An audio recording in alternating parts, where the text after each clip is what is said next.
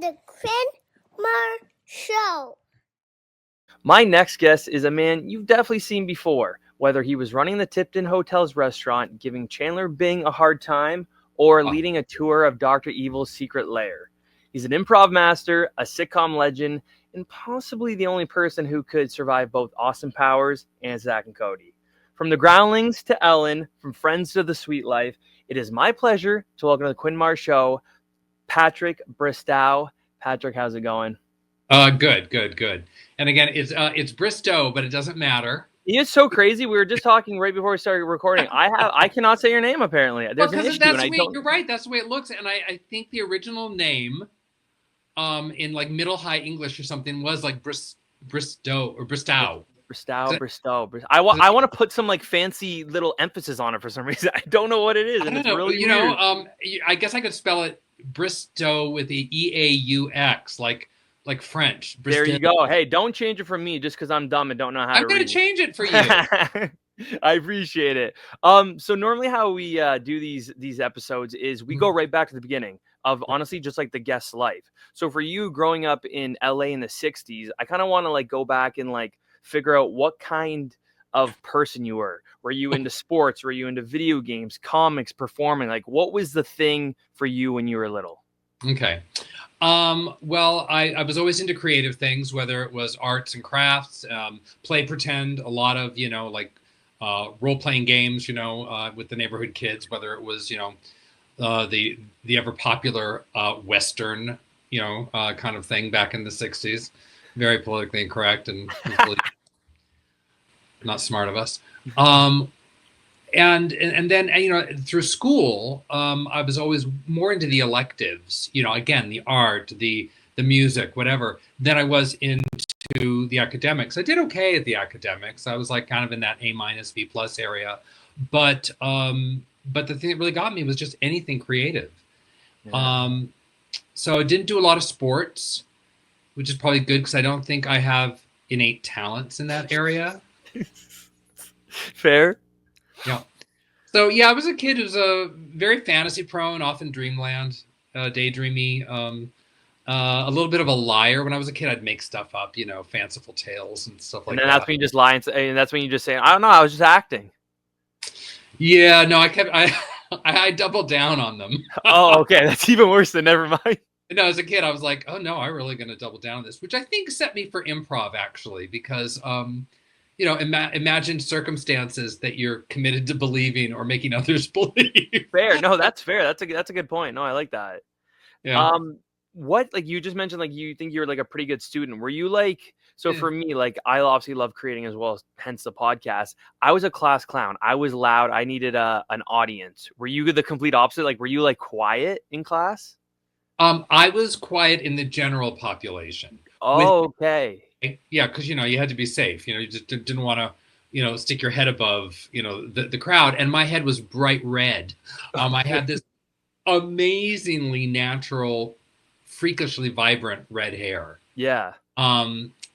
People often ask me into my 20s whether it was natural or not, and it was. If you see me in my 30s and it looks a little red, I was probably using a little supplement at that time.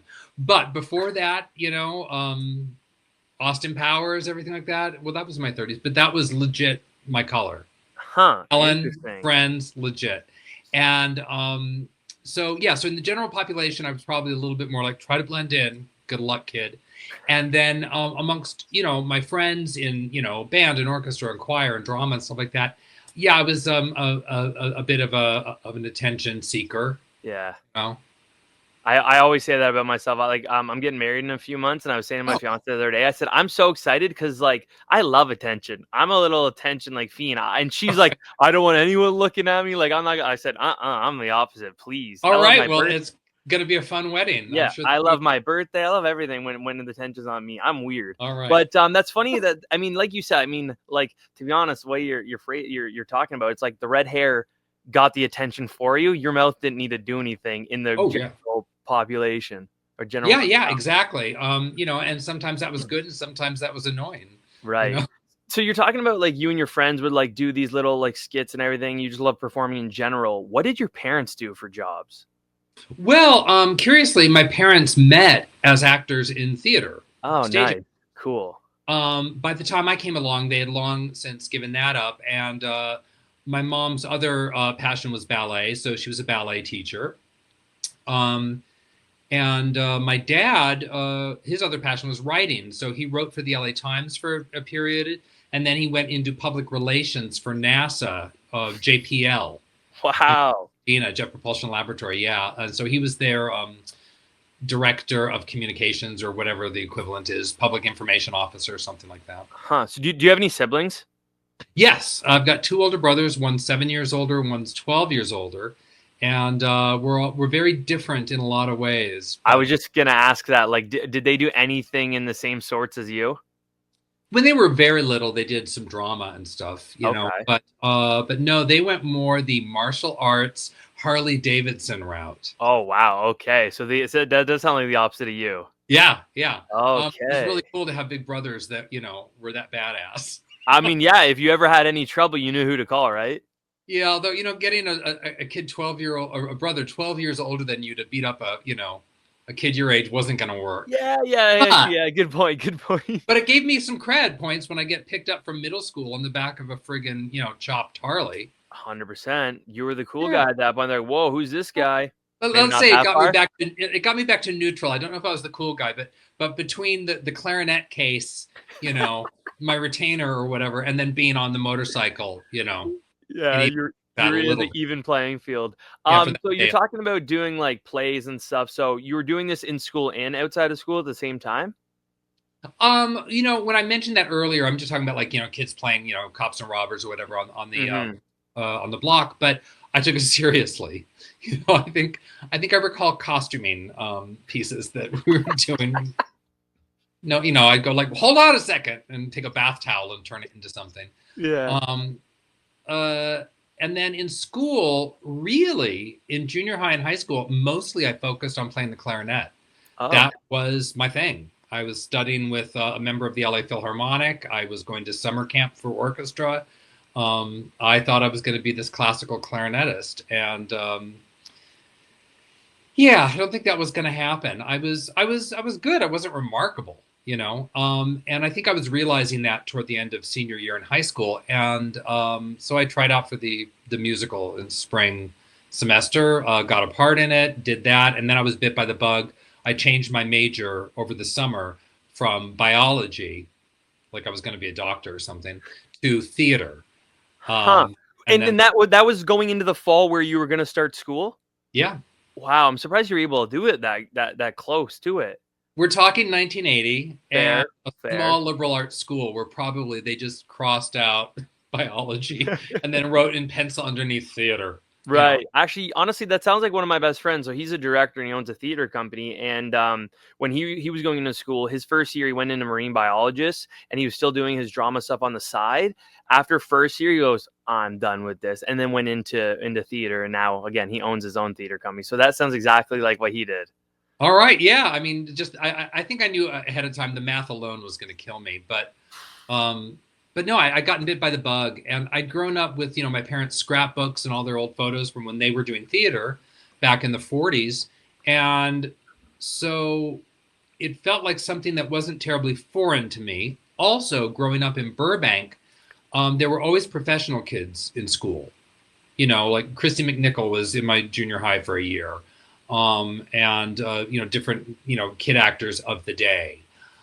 So it wasn't like this distant, impossible thing. It was something that was, well, some people do that. And, it's not completely a pipe dream. Right. Honestly, I was just going to say, it's not like you grew up in Ohio where like that wasn't a thing. Like it helps that you are in California where people act. So, and in Burbank where we had, a couple studios and all my friends' parents worked in either aviation or in the studios. Oh, see, that's so cool because there's been a bunch of people that I've talked to on here before that like they say like my friends were going to soccer practice. I was going for auditions. Like they were on complete different spectrums there. So that is really cool that you guys were kind of like that was like a known thing around there. Now, I read a interesting trivia note about you, and I want you to confirm this, please, for me. I read that you played in the same marching band as Tim Burton. Yeah. What? Can you explain this? It gets weird. Yeah. First off, before we go to that, I just want to say I was not one of those professional kids. My parents kept me out of the business on purpose. Interesting. Smartly, I think. Because they knew about it a bit, right? They knew about it, and Yeah. also they knew my personality, and they knew it's going to ruin him. Hmm. I was already a handful. They didn't need me, earning a lot of money and stuff. Yeah. All right. So back to Tim Burton. So there was a civic marching band that was made up of people from all the different schools and even, colleges and stuff, called the Burbank Police Youth Marching Band. It was sponsored by the police department. So our marching band uniforms were police uniforms. What? We were wearing little police uniforms with the hats, the patches on the shoulders, bad shaped, the yellow tie. I don't know why it was yellow. That was our color. And marching down the street. We affectionately called it Pig Band. This was the 70s. Mm-hmm. So Tim was in it. He played a saxophone, alto sax, I believe. His brother played trumpet, or I'm mixing it up. And he was in it probably for the first, I don't know, like 6 months or something that I was in it. And he was on the trip we took down to Mexico City, where as a band, we went and performed in Mexico City at different places. It was crazy. Wow. Huh. So Yes. not that I know him, but a lot of people say he's an oddball. Was he odd then? Delightfully so, I think. Yeah. He's different, I guess. Yeah, eccentric and very much on his his own thing, which I completely respect. And yeah, he was like that. I guess when I met him, he was end of high school or just out of high school, and I was in middle school. Huh. But he already was making these films with his Super 8 camera, no sound, and shooting them around town with different friends and stuff. And one I remember that they showed at like a picnic that we had was Dr.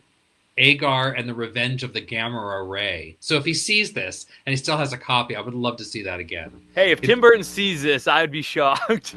Dr. Agar and the Revenge of the Gamma Ray. I'm pretty sure it was something like that. Wow, that's a good memory. Yeah, there was a shot on the beach with the aluminum foil monster, which was a girl wrapped in aluminum foil, which was not staying on. Then they shot some scenes at the LA Zoo, the defunct old LA Zoo. Okay. So, and it was, of course, it was insane. It was science fiction inspired and, stupid monsters and funny. And, so. Now, being a guy that was so into performing, I'm surprised you didn't try to hook on to him and work with him and do something. If he was making these films. Had I known it would go on from Dr. Agar in Super 8, I probably would have, Well, that's when you ask if you could be in the sequel. Right. I did run into him many years later. I don't remember where or why. It might have been at a Groundlings anniversary function that he just happened to be at or something, and talked very briefly with him. Just stopped by to say hi and said, "Hey, I was in Police Fan too." That's so funny because, in his mind, no one else around would even be close to being in that thing. So the fact that you were in it's hilarious. Yeah, right. And that's such a niche thing too. It's about as niche as you get. That's hilarious. So then when you went into university for theater, and performing, where does it then turn into like more outside stuff? Are you auditioning for things? I know the Groundlings come up at one point, but like, what's the gap in between like school and the Groundlings? I left school, the theater department after freshman year, and then took a year off, and then I was taking general education at Northridge and stuff. Auditioning for little plays and things around town, like a terrible production of the operetta The Merry Widow. I was studying voice at the time, and at this moment I was thinking, I'm going to be an opera singer. All right. The good news about studying all these different disciplines to like just a medium degree was that when I got into improv, it's like, I can draw on all this stuff. Now I can do it for laughs. It doesn't matter if I do it badly. My level of dancing, singing, playing the instrument, whatever, didn't matter. But in 1984, I got into a professional production of Fiddler on the Roof because I could sing in the chorus, I could dance in the chorus, and played the clarinet in the wedding and the dream sequences.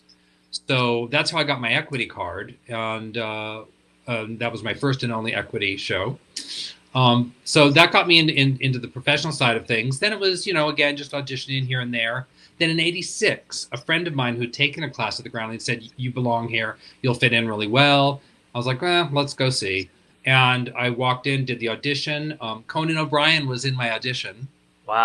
He was also auditioning that day, and I started at the Groundlings at the intermediate level, and within a couple of years, I was in the Sunday company, and then a year after that, I was in the main company. So that's, that day in March 1986 was really a turning point for me when I walked through the doors of that theater, because everything that I've had that has worked out in my career, traces back somehow to that. And I understand that too. That makes sense. Now, for those who don't know, can you please give a description of Groundlings? Because just me looking at some of the names earlier, holy crap. Yeah, well, first off, I'm not even going to begin to try to list the illustrious alumni, because it almost sounds like you're joking now. Even the group you're in was insane. It was pretty cool, yeah. Yeah, which I definitely want to get into. Griffin, so, yeah. And I got in the Groundlings right after the Phil Hartmans and the John Lovitzes. Well, there was only one of each, but after that generation, was moving on. Okay. Julia Sweeney was in there. Lots of folk. But after I was in there, my God, the place exploded, and tons Will Ferrell, Sherry O'Terry, Will Forte, Maya Rudolph, Melissa McCarthy. It's crazy. Kristen Wiig, Chris Kattan. Yeah, it's nuts. And then but then when you look at something like SNL, it goes, okay, that makes sense. Oh, in terms of where they ended up? Mm-hmm. Oh, absolutely. Yeah, it's a great.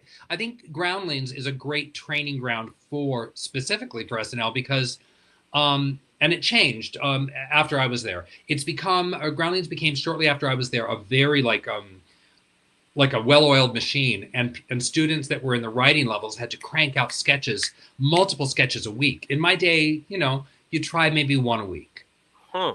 And then Mike McDonald from Mad TV, who played Stuart, he was a very prolific writer. And when he got into Sunday Company, the training company at the Groundlings, he was coming in with, 4 or 5 sketches a week. He was just a writing machine, and other people had to keep up with him, and they had the goods to do so. And so that tradition of just cranking out material, see if it works, can you fix it? No, move on.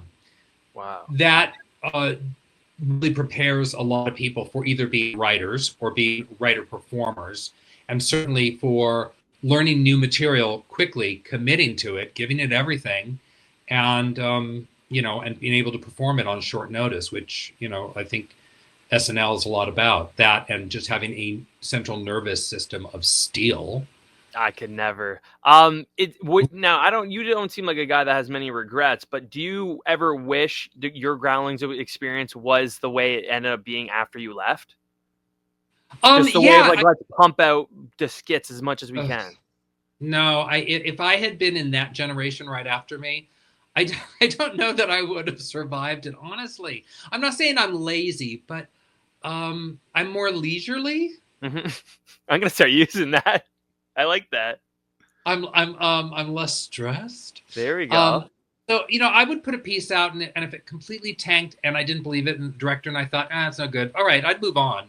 That was no problem. But if something had potential, I was going to work to fix it, and I was committed to seeing it through. Not that they aren't now, but that's how I operated. All that energy that would have gone into making new material, I went into trying to make the current material work. So it was just a different mindset. But no, I don't have regrets, really, honestly. Right. I love my life. I love where my career has gone. I love where it is now, which is kind of dormant. Whatever the 18-year-old me that changed his major to theater, whatever he wanted or needed, I got it. Right. That's awesome. So anything else now is just gravy. Right. Just bonus. Yeah, exactly. Yeah. And frankly, I don't even want that much gravy. Occasionally. Casting people don't see this, but like, I'll get an email that says, you have an audition. And, back in the day, I'd be like, oh, great, let's see what this is. And most actors would be that way. I'm kind of like, okay, let's see what this is. And, Another one? well, I know I don't get that many, but yeah. it's just like, I know this is, where are they shooting? What? It's in winter in the middle of the mountains, and I'm having to play a corpse for half the movie, which means I'm laying down and no. Yeah. But that's such a nice thing that you can kind of like pick and choose, may not be the right phrase, but like you can be a little, you can kind of like, you don't have to take every single thing you're offered. No. And again, that's not because I made so much money or something like that, although I did make a good amount. I don't know where it went. But my life is very, very small, Right. By comparison to some of my compatriots. And I can manage it. I like it. I'm much happier. I'm less nervous. Right. I'm less stressed. But yeah, when I see those auditions come in and it says like, and the character runs down the block, I'm like, okay, that actor's going to run down the block 14 times that night at 3 a.m. No. Yeah, someone else can do it. You're talking about like the group before you and the group after you at the Groundlings. Someone like Paul Rubens, was he in your group? No, he was before me. Everybody knows Pee Wee Herman, but like, yeah. That's just another example of like the amount of like star power from like those casts. Like Pee Wee Herman was massive. Crazy. I think he might have been the first one to really pop. Oh yeah? Edie McClurg of that generation was working a lot in films and TV. She was like, the guest star and the featured player of the moment, Okay. Decades. But yeah, I think Pee Wee was well, actually no, Lorraine Newman on SNL. She was definitely the first one to pop. Right. But after that, in terms of like, popping without SNL and getting into film and everything like that, I'd say it was Paul. Yeah. We mentioned Phil Hartman really quick, and like for someone like, or just people my age, like what I know him from is Jingle All the Way. Of course he has SNL. Of course he has News Radio, but like he's considered a comedy legend. Yeah. And like, so can you just kind of like give like a quick like just summary of him, just for the people that don't really know much about him? Oh, sure. Well, first off, if you don't know about Phil Hartman and you're interested in comic acting, you need to take a weekend, sequester yourself with your pad or your laptop, and get on YouTube and watch everything he did. I'm not kidding. His timing was so good because he was in character in his mind. Right. So those silences had thought and feeling and options the character might take at a moment's notice, and then he settles on one. I mean, like, there was an internal life going on, even in his sketch characters. Right. Even on SNL, when he was forced to have to be looking at teleprompters, which he rarely had to do, but, they made them do that on the show. He could still be looking at the teleprompter, making sure he's getting it letter perfect, and still be so in character that it was mesmerizing. The other thing is his comedy and his performance were effortless. When I was in the Groundlings, I was, a very effortful performer. I was, they go, oh, Bristow is a firecracker. I'd be doing cartwheels on stage, hanging from the bars above the stage, climbing up the set, changing my voice, my body, everything, right? Yeah. Exhausting. For an anniversary show that we did there, I got to work with Phil for the very first time. And we were doing an improv where we were buddy cops, and he was the police commissioner and setting me up to be a buddy cop with someone. And the other cop was normal, and then the audience had said that my character was a fairy. And they didn't mean that pejoratively. They meant literally a fairy. So I did a jeté using my ballet training onto the stage, closed in fifth, port a bras with a wand and a friggin' tutu that I found off stage. And I talked in this voice. So the improv is going on for, I don't know, like 7 minutes, felt like 7 hours. Yep. And I'm getting my laughs for what it's worth. I'm helping forward the story for what it's worth. And Phil is just standing there centered in that character. And every once in a while, he drops a very short line and the house comes down. And I remember looking at him and going, I'm doing something wrong. Right. Or if not wrong, at least there's another way to do this. Right. Like you just said, so effortlessly. Wow, that was a tough word, but Yes, like, and so generous, because he was probably faster than I was, but he allowed me to be as fast as I was and didn't compete. huh. So it was really a lesson. It changed the way I improvised and approached everything. And in fact, my husband, when he was coming to my improv shows the next 6 months, was going like, what are you doing? Where are you? There's no, where's the spark? I'm trying something different. And it's not that I wanted to be Phil. I just wanted to learn to paint with that color on my palette. Right. I wanted my own version of it. That specific scenario just kind of reminds me and gives me like Martin and Lewis vibes of like doing so much, right? You know what I mean? Yeah. Huh. Interesting. That's really cool. That's crazy. Martin Lewis, absolutely. Yeah, this would be as if Lewis looked at Martin and went, "Oh, that might be a good thing to acquire." Right. Exactly. In addition to this, Yeah, exactly. And like, and that was the thing when they started doing their movies together. It's like, Dean did start, I wouldn't say too much comedy like Jerry ever did, but like he did add in the more comedy side of him instead of just the cool guy all the time. He did have those lines every so often. Yeah, and I guess they fought like cats and dogs. Kathleen Freeman, who was in a lot of their films, told me that. Oh, really? Yeah, I listened to the I think it was me and Dean and I, whatever the Jerry book is that he wrote however many years ago. My mom's a big Jerry Lewis fan, so I read that book and like, yeah, they did not get along for a long time, and way before that split too. Oh yeah. No, Kathleen said like they'd both like have a blow up and walk off set, and and like 45 minutes would go by, and then she'd go bang on their trailers and go, grow up. Yeah, literally. I was just going to say, yeah, like children. I would have loved them in a fly on the wall in like those times. That's insane. Yeah, could be interesting. I don't know if I'd want to be, I might want to hear through an electronic bug, but I don't think I'd want to be a living thing within. Especially if they're mad. Arm's reach, right. Yeah, exactly. So one thing I use a lot as like a resource is IMDb. Sometimes it's not always the best. Doing this podcast, I've realized just like years and orders and times of everything. Mm-hmm. So in how I think of it is you had the Groundlings first, and then somewhere in there, Webster happens. So you got to figure out that timeline for me, because that's your first IMDb credit. Was that actually the first thing you did? Like for IMDb, technically? I think there was one other thing where I was an extra, but then they put it in called Hollywood Wives. If you look back at the IMDb, maybe you can figure this out. But I don't remember which one I did first. But I'm pretty sure I did Hollywood Wives as a non-union extra first, and I was seated next to Angie Dickinson by accident. So in all her coverage, I'm right there. They were putting makeup on me, Oh, no way. Letting me clap, be amused. Yeah. Right, So I think that was first. And strangely, that, even though it's uncredited, got onto my IMDb.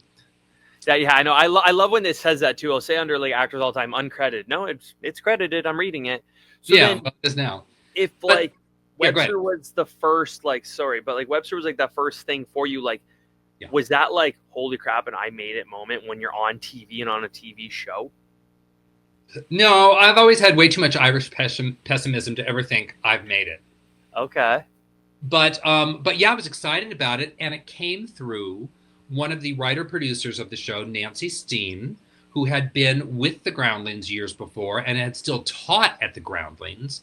And I had been a workout student in one of her beginning classes, even though I was, waiting for advanced or something. They would sometimes bring in extra people if a class was a little small and they just needed more bodies. Mm-hmm. So I had met her there under those circumstances. And then I got an audition for it, and I booked it. And I think it was clearly that she said, "Yeah, I want to give this kid a break." But I mean, I didn't feel like, I've made it, but it was not lost on me that it was a big break and that it was a huge favor. And I was nervous and I was excited. Right.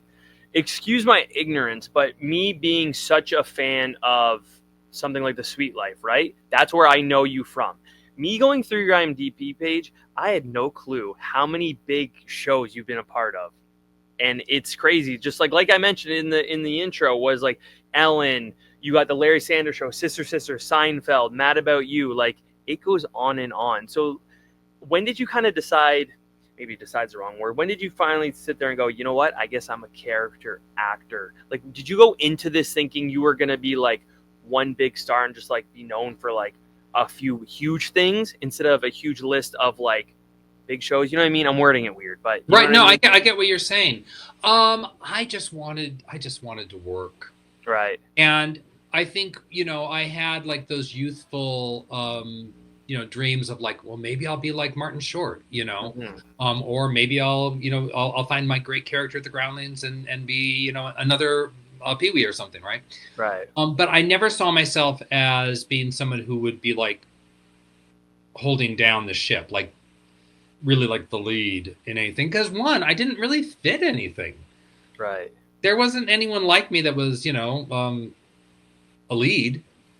And I liked playing the characters. I liked having less responsibility, back to my leisurely. Yeah. Uh-huh. And I think I knew early on that, that it was going to be a character actor approach, Yeah.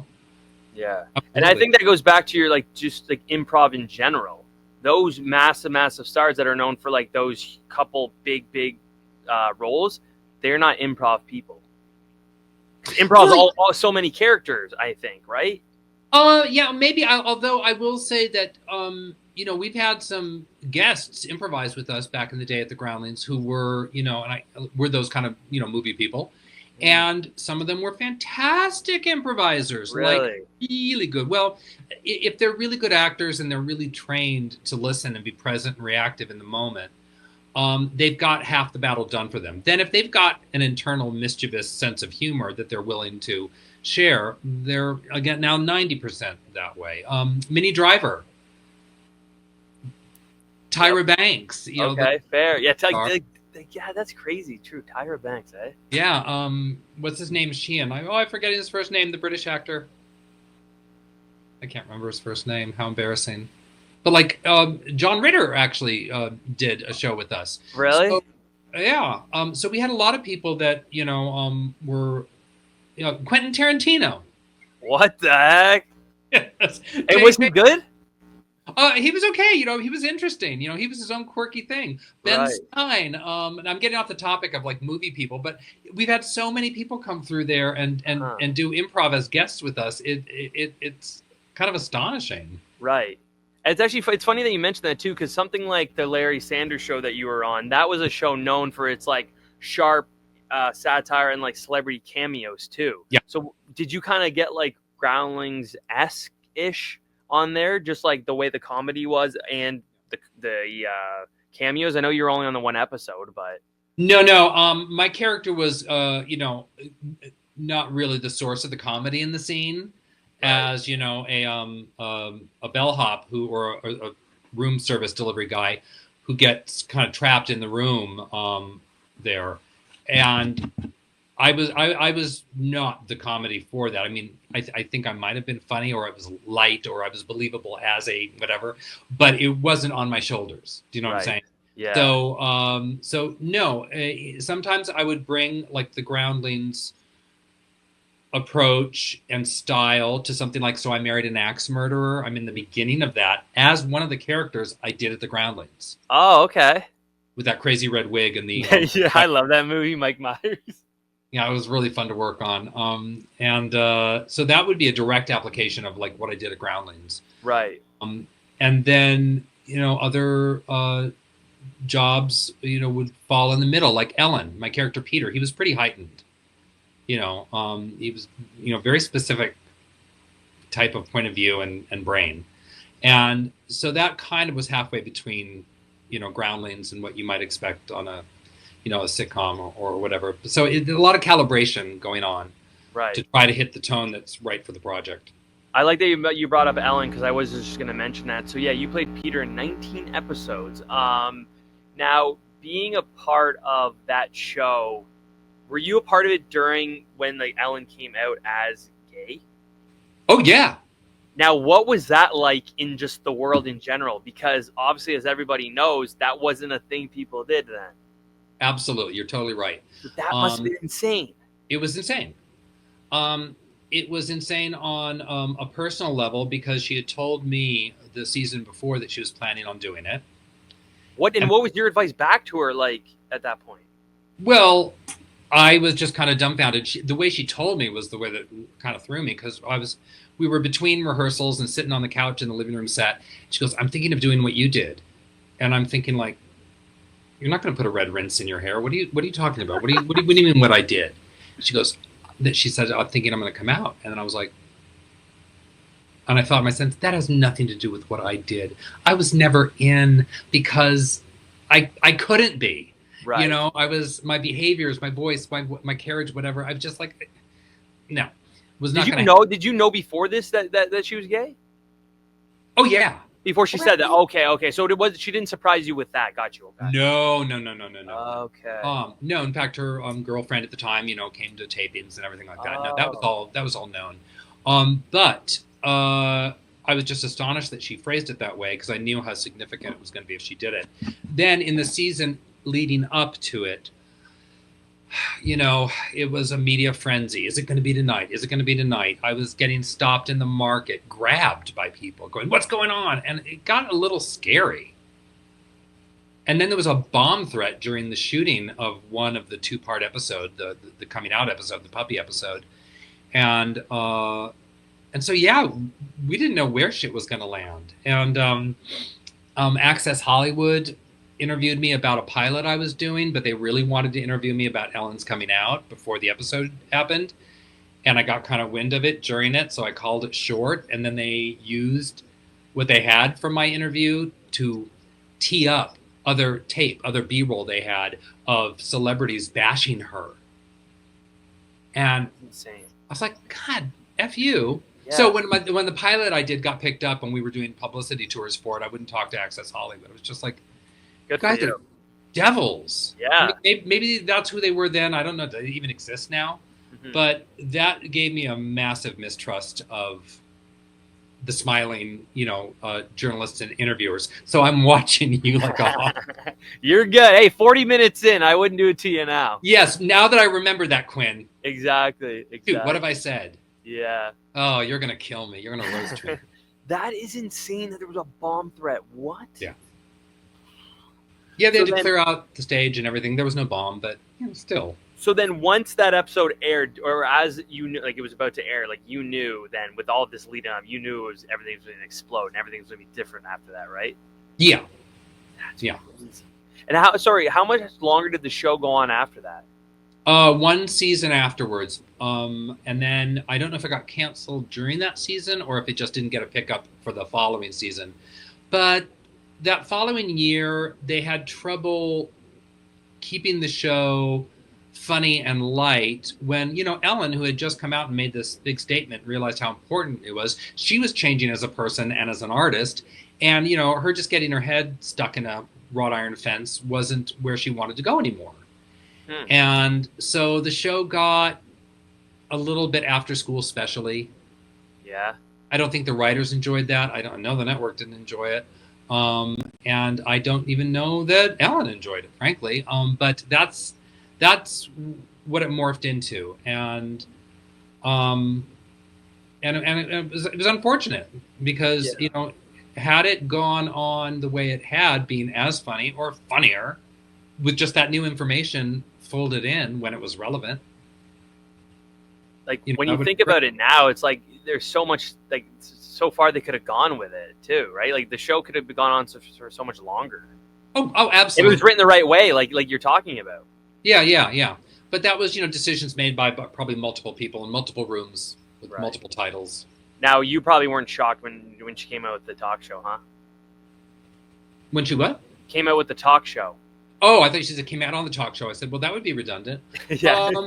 No, I was actually surprised, but I remember thinking like, okay, after she did the Ellen, the show I was on, then she did the Ellen DeGeneres show, did a pilot, and I think it lasted a couple episodes or something, or maybe it didn't even get picked up. I don't remember, but it was not as good. Mm-hmm. But when she did the talk show, I went, oh, well, she's in, she's in her lane now because she loves talking with people. She finds people amusing. She's into what's going on. And I thought, this is a good application for her particular talents. And she'll do this easily, just like falling off logs. So. Right. I remember coming home from school, and when I was like little, my mom always watching the Rosie O'Donnell show. And then later on, it was always Ellen. Every time I got home from school, that was going to be on next. Sure, Now, lesbian afternoons, yes. That's good. Now, this may be a tough question about that, and I just thought about this right now, but like with everything that was going on the last couple of years with her, what was your personal experience with her? It sounds like you guys got along. So like when this information about the talk show came out, just about how people said she treated them, what was your thought about that? Well, I didn't quite know what to think because I hadn't been in touch with her for years. You know, we got along great on the show, and you know, enjoyed working with each other. You know, we cracked each other up and stuff like that. But socially, I don't know. I just never really connected with a lot of the rich and famous that I worked with socially, because I don't know. I just don't have much in common. My life is so different, you know, and so, you know, we didn't really connect beyond that. Right. So it had been years since I'd seen her. I don't know what doing the show, what toll it had taken on her. You know, was she legitimately just short because it's a crap job after a while? Were people overreacting, or was she legitimately, you know, kind of losing, you know, her control of, like, you know, well, let's not be edgy right now. Let's you know, manage that. I don't know. Right. So, all right. So yeah, you just didn't know what to think, because again, it seems like it just wasn't like that was an Ellen that you hung out with. It'd been so long, so it's like she could have changed. She might have been the same. Again, you just don't know. Really, is what it comes down to. I have no idea. I mean, I do know that even when I knew her, she could be very demanding about, like, you know, scripts, like, you know, this has got to be better, this has got to be better, and she was always right, and it worked. Right. And look how long the talk show was on for. Yeah, I you know, I could see it, but then also, you know, I don't. The minute someone is a celebrity of her level and also has that kind of brand of friendly, they better not have a bad day. That's so true. Yeah. They better not react if a person is, you know, maybe kind of short or rude with them. It always comes back to me. There's that Dakota Johnson one, the one where I don't know if you know, you saw it, was when she said she had a birthday party and Ellen said she wasn't invited, and Dakota called her out and goes, "No, Ellen, you were invited because you gave me crap last year for not inviting you, and I did invite you." So that's what, to me, is what a lot of people bring up. It goes, maybe some people, what they were saying behind the scenes were true. Again, no one really knows unless you're there, to be honest, right? So, but no, it is interesting because, yeah, no, I loved the talk show. Like I said, that just reminds me of childhood, my mom watching it when I got home from school. Yeah. So, right. Yeah. So, and I meant, like, it worked for her as in a way, like, she was, like you said, sometimes she got, like, really serious about the script and whatever, and a lot of times she was right. So clearly she knew what she was doing. That's why the talk show went on for as long as it did. Like, she was just, like, good at her job, right? So, yeah. Yeah, and she had a following, you know? I mean, you know, that's what it takes to get sponsorship and sell the commercials and, you know, on the business side of it. Right, exactly. You know? Yeah, no, for sure. So talking about my mom watching shows, one of my dad's favorite shows, honestly, of all time is Seinfeld. And you're in an episode of Seinfeld, The Wig Master. Yes. So at the time when you were on it, what was your experience of working with Jerry, Larry David, who you worked with later? And at the time, like, it was at, like, its height, correct? Yeah, pretty much. So what was that like? Well, first off, I was so jazzed to do the show, you know. I mean, to get a Seinfeld credit was, you know, a real feather in one's cap, you know, in the day.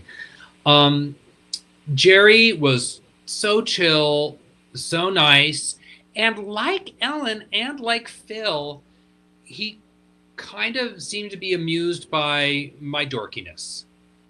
Okay. You know, in a nice way, not a sneering way, like a kind of like you're a little ridiculous, aren't you? You know, right. I was, and I am still. I imagine, though differently, but that always made me look at whoever I was supporting, you know, as going like, okay, you're a generous and nice person who genuinely likes people for their differences and you know, quirks. Mm-hmm. So I really liked working with Jerry, and I did not interact with Larry on the show much, except maybe, you know, afterwards I said, like, thank you, and he said good job or something like that, because he was, well, yeah, I mean, there was just no reason or opportunity. Right. You know, it's not like you're hanging out in the same rooms all the time. They're doing their thing. They come to set and watch while you're working. Right. And they're working, so it's not like you're gonna go like, "Hey." Yeah. What do you? Is the seat taken? Yeah, that's fair. No, that's Exactly. fair. Exactly. Right.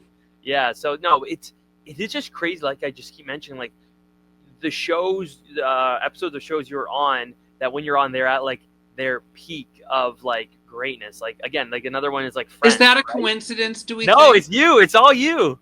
That's it. They know what to make the raise the bar is to get It you could on be. there. It could be. I could That's be the secret it. sauce. Um, Although, if you really dig into my IMDb, you'll see that I'm on the last parts of a lot of shows that bellied up. Well, you know what? We'll just say that's a coincidence. That one's a coincidence. Exactly. All the ones Yeah. that we're not sure of, those are coincidence. Yeah, exactly. So a few years ago, Friends reunion came out, and like it was a very, very, very long time since you saw that group together. Now, when you were on the episode of Friends, what was like that dynamic with that group? Like, were they actually as close as like it seemed? You know, I don't know if they were at that point. I didn't get that impression. Mm-hmm. It had been on quite a few seasons before, I got on the show. And Lisa Kudrow, who I was in Groundlings with and performed with and, hung out with socially, she made sure that, when I came on set, that she was saying to the other members of the gang, going, "This is my friend Patrick from the Groundlings." So I think they all kind of like knew, like, okay, great, let's take care of him, or don't, give him a hard time. I don't know if they would have given me a hard time. Don't bully him, yeah. Right, yeah, maybe I didn't get hazed. Yeah, exactly. But yeah, I worked mostly with Courtney and with Schwimmer, and I didn't work with Chandler, actually. You didn't? No, it was I was harassing those two, Schwimmer and Courtney. Oh, it was the thing that they've always wanted to do since they were kids was that dance. Yes, the one with the routine is the name of it. Yes. That's hilarious. Yeah. Fun.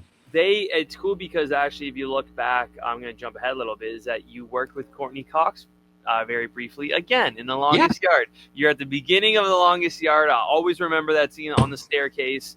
Now, how did that come about? And like at the time, I know you weren't in it very much, but like at the time, like Adam Sandler, not that he isn't big now, but like he had a run at the time of flicks. So like even the short time you had on that film, what was that experience like for you?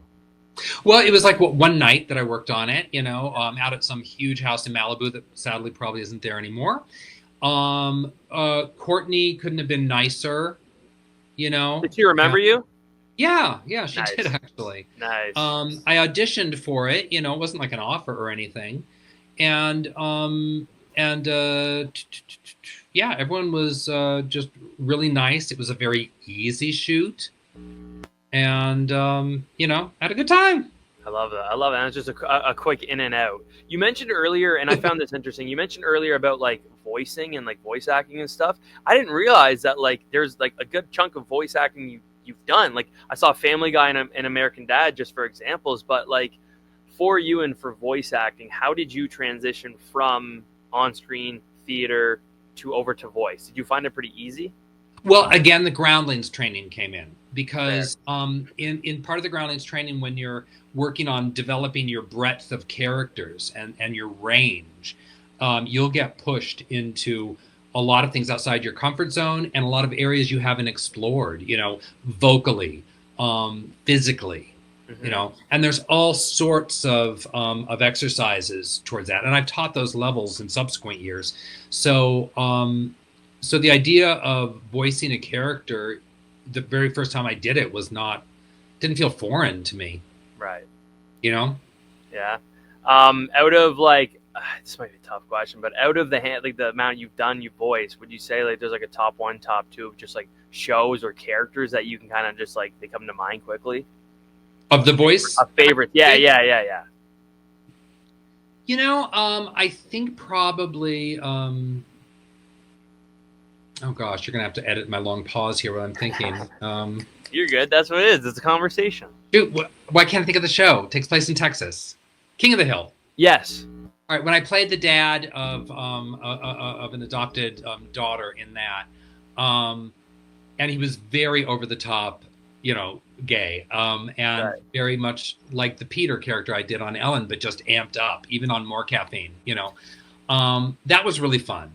That was really fun because it was one of those ones where it's like, I couldn't go too big, and if I did go too big, they just don't use that take. But during recording it, it was fun, and they were having fun with me, and I was having fun with it.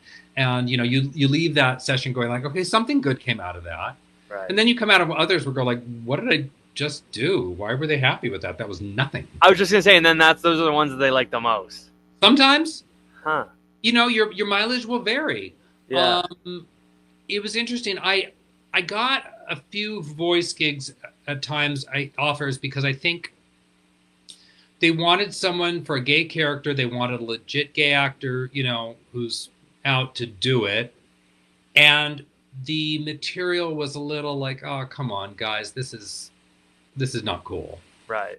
And I won't say what, but I remember one where I was recording it, and they were trying to get me to go more toward like what I did on King on the Hill, which was great and fun. Yeah. Because the intent of it wasn't mean-spirited or punching down. It wasn't bashy in any way, right? That was great. King of the Hill, yay.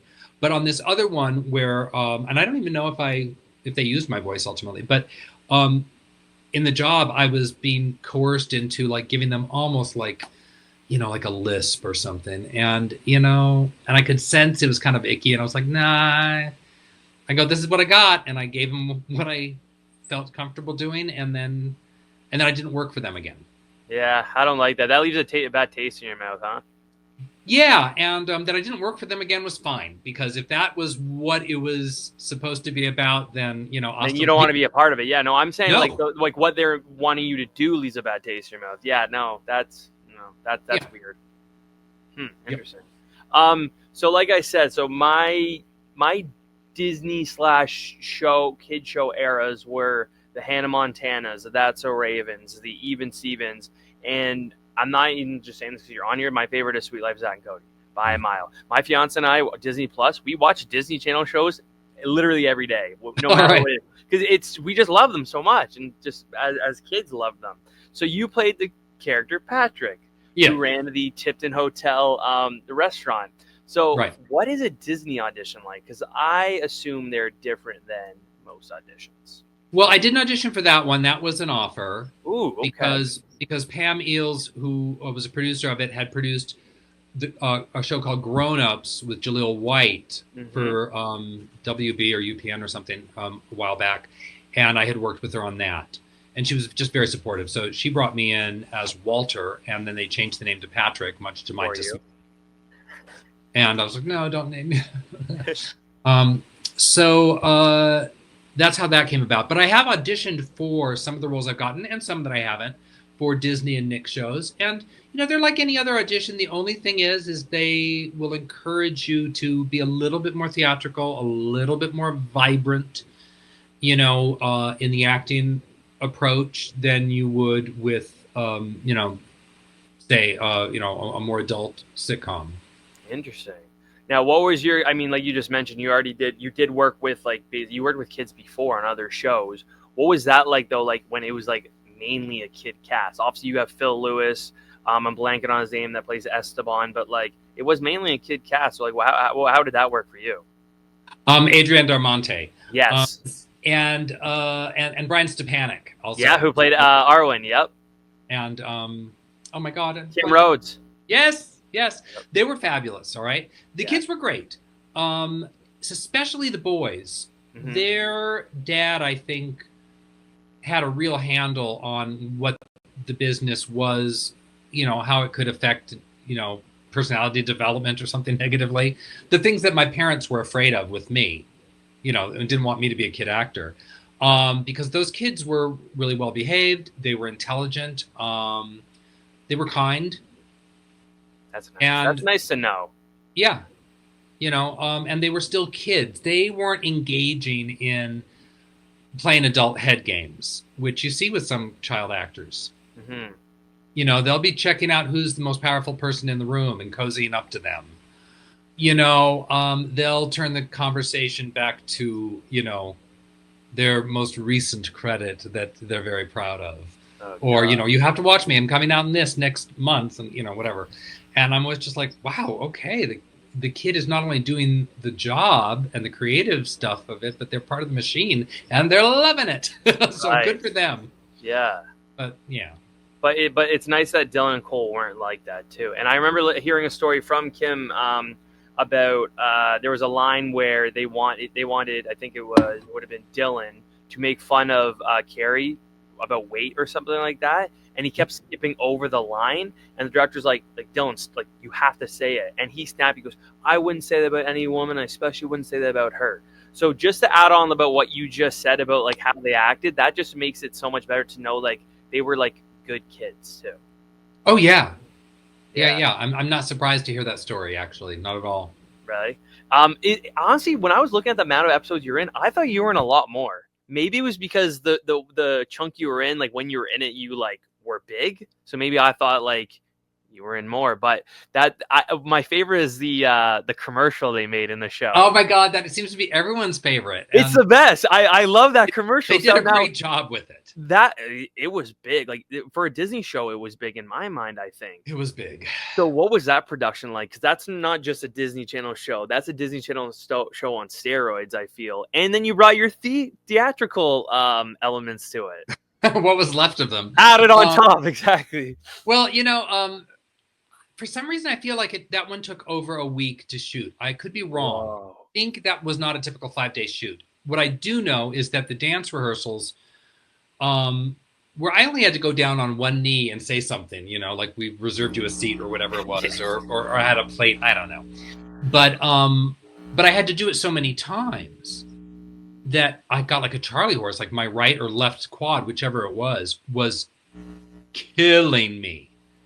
And the next day when we shot it, it was like cramping and seizing up. And then I had to roll across the floor, you know, at some point or whatever. And, you know, I mean, I wasn't old, but I wasn't a spring chicken. And believe me, I've been as leisurely about the gym as I've been about anything. So I wasn't in great shape. It had been years since I danced. So that episode beat the daylights out of me.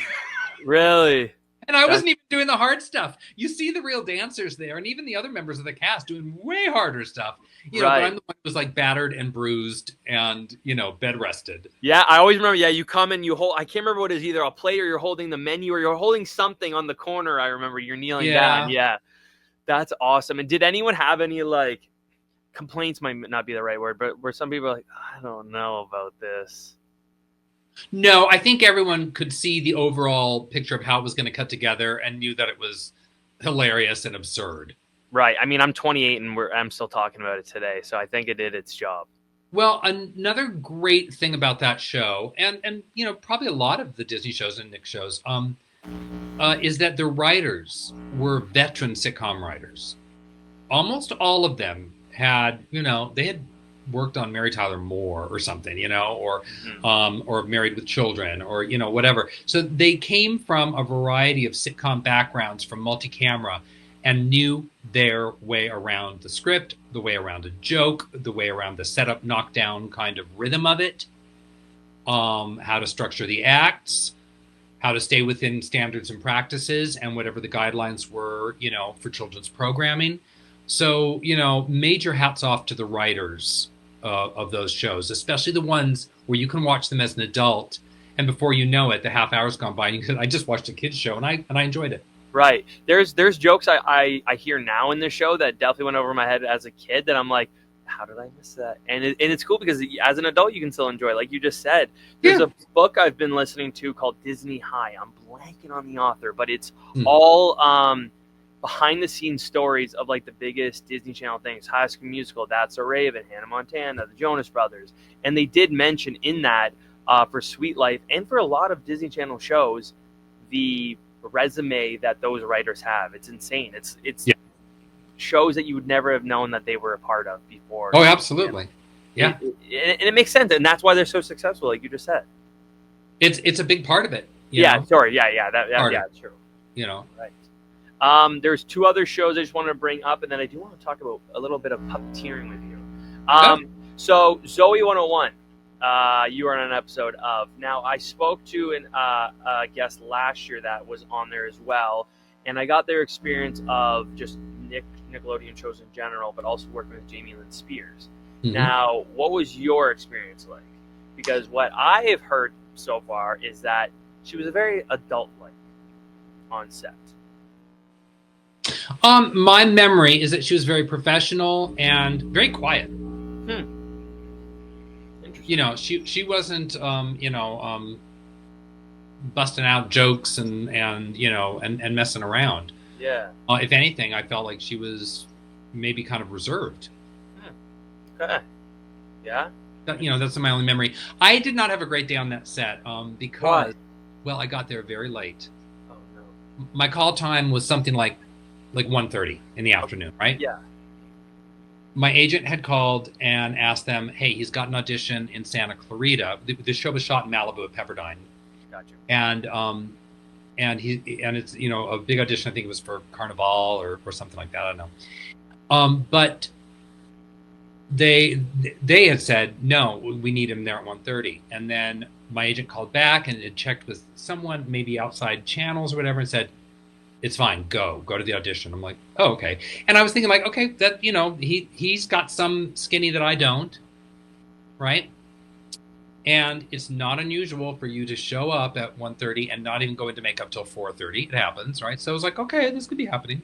So, and I think this was before cell phones. I think. The early 2000s, so maybe not everyone had them. No, we had them. But anyway, yes, we had them because I knew I was in the shit when I was driving to the set for Zoe. Oh no! And I get there and there's a PA and I go, hi, I was told I could do this. He goes, yeah, well, they're mad. I went, yeah, I would think they are. And I go, have they started? Are they waiting for me? And he goes, not really. I went, oh. He goes, no, they haven't started. They haven't moved to that scene yet. I'm like, okay. So I get through works, hair, makeup, quick, costume, whatever. They're just moving to that scene now. They had not switched the schedule, right? So I was late. That was bad. That was terrible. It wasn't entirely my fault, but, it's on me. I'm the guy who shows up late, right? And it had not impacted much, right? But I was treated very badly or appropriately, depending on your point of view on that. Oh no! So it was really uncomfortable. Would it be from anyone that we would know from that network? Yeah. Okay. Yeah, I thought so. And speaking of that network, the Amanda Show. So it's actually kind of a funny connection, I think. The Groundlings, SNL, and then the Amanda Show. Yeah. So that must have been a kind of interesting take for you, seeing like a kid skit ran show. Obviously there was oh my gosh, why am I blanking on the one that was on She Came From? I can't believe I'm blanking. It's a Nickelodeon show and it was all skits. I don't know why, I can't think of it anyways. All that, yes, holy moly. I was thinking of That's So Random. This is yeah, so she was on All That and then moved over to the Amanda Show. So I know it was only one episode, but like what was your take on Amanda as an actress and then just like the theme of that show? I wasn't too familiar with the show in terms of theme. I knew it was sketch based. Mm-hmm. So honestly, I don't really have an informed take on it. I don't even know if it's on my episode, frankly. Okay, I just mean like in general, like a kid skit based show, because that wasn't really a popular thing. No. And I guess in the past it had been tried with things like Zoom, back in my generation and stuff too, varying levels of success or not. I just know that it was like, well, no double entendres. This is kids programming.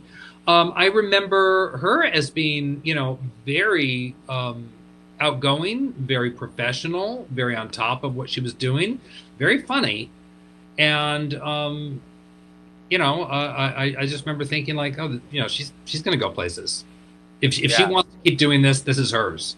That's cool. That's really She had it, the it thing, whatever it is, she had it. And she had a run after the Amanda Show, so it does make sense. Like she did really well for herself.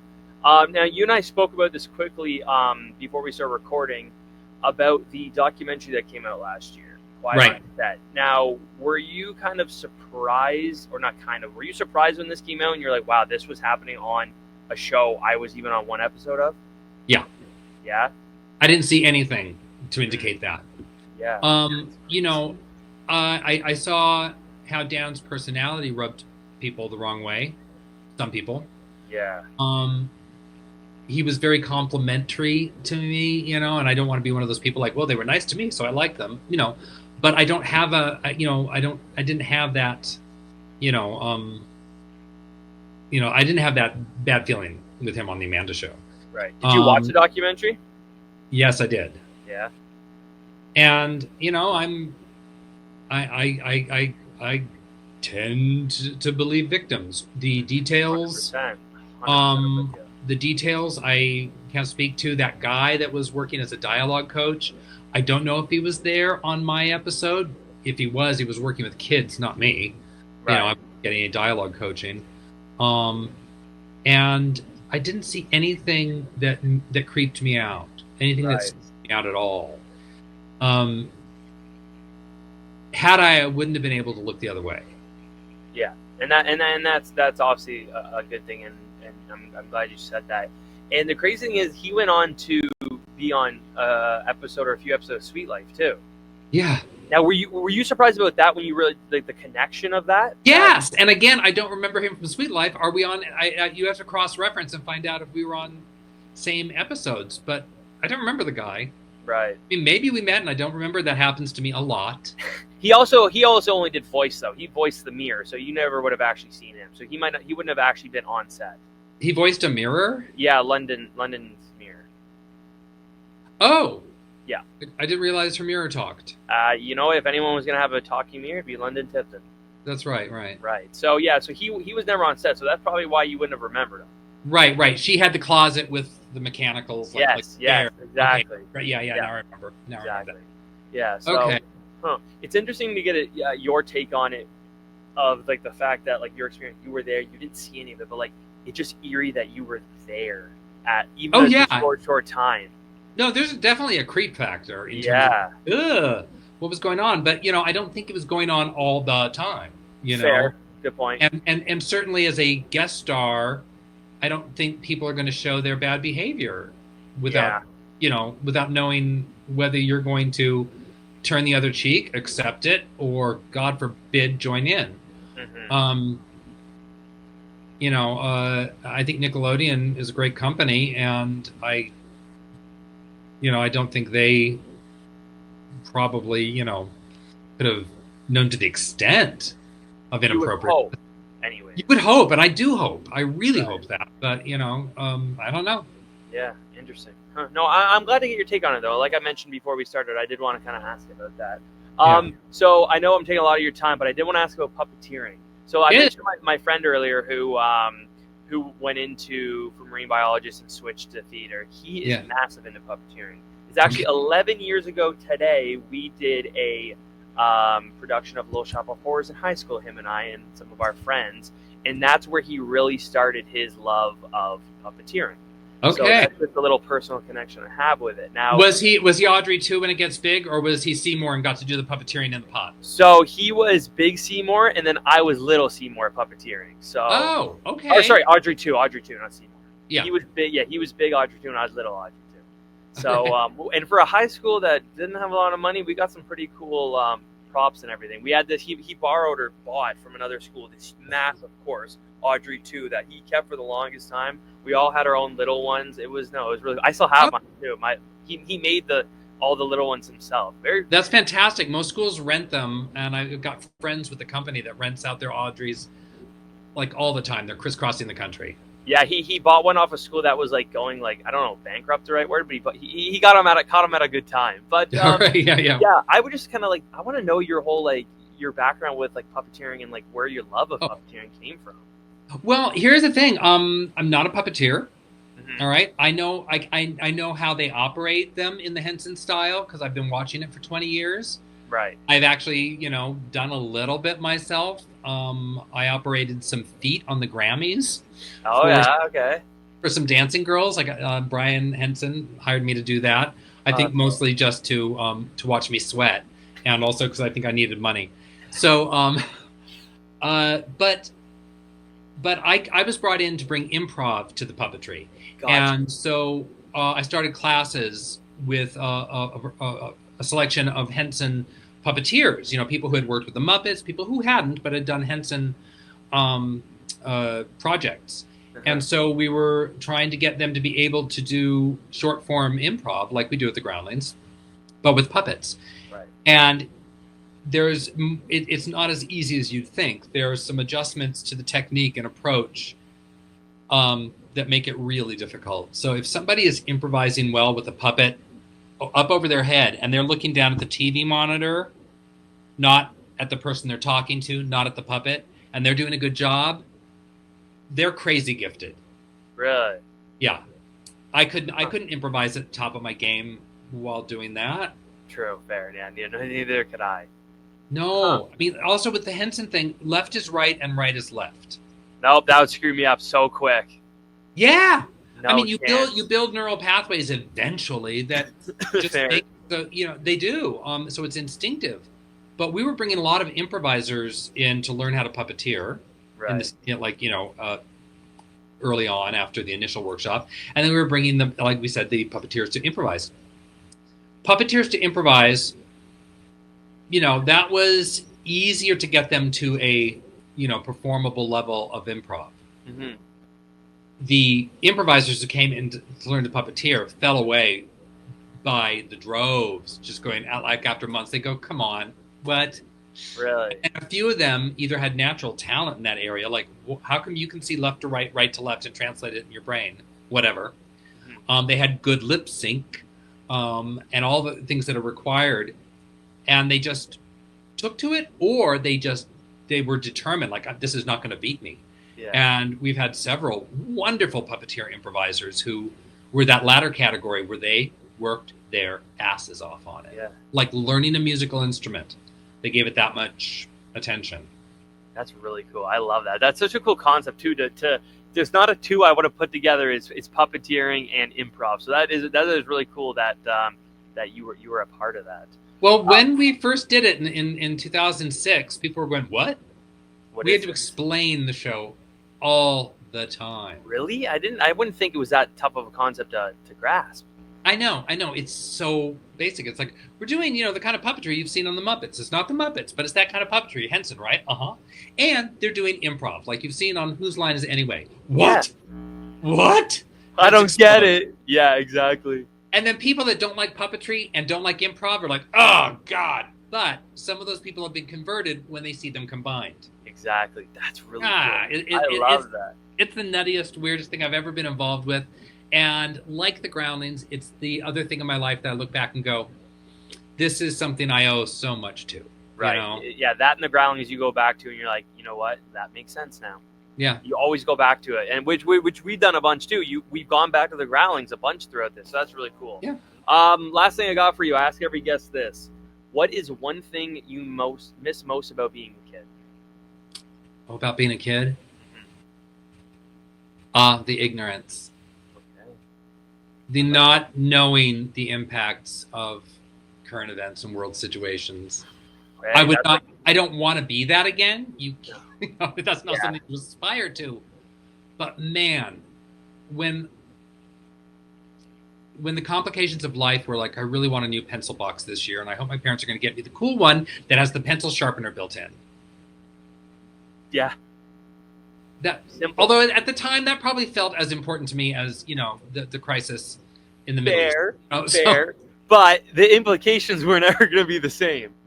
No, but everything did feel big and dramatic, didn't it, as a kid? So I would say the thing I miss the most is just that cushion of not knowing everything. Not that I know everything now, but no, I know what you mean. That's pretty close to everything. Yeah, exactly. Well, Patrick. Man, this has been amazing. I appreciate you letting me ask you silly questions and bug you for over an hour. So, my pleasure. So much. And they weren't silly questions, by the way. I appreciate it. Really good. Yeah. Thank you again, and I would love to have you back on someday in the near future. Okay, well, maybe I'll bring my alter ego. There's my costume of Queen Elizabeth. That's where how I got in contact with you. I commented on your post of. Oh, that's right. Yeah. So about every month I'm shooting new episodes with her because I'm leisurely. It takes a while for me to commit to putting that friggin' makeup on. Anyway. I love it. Awesome. Well, Patrick, I'll talk to you later. Thank you again. Thank you so much, Quinn. Have a great one. And that was the Quinn Bar Show.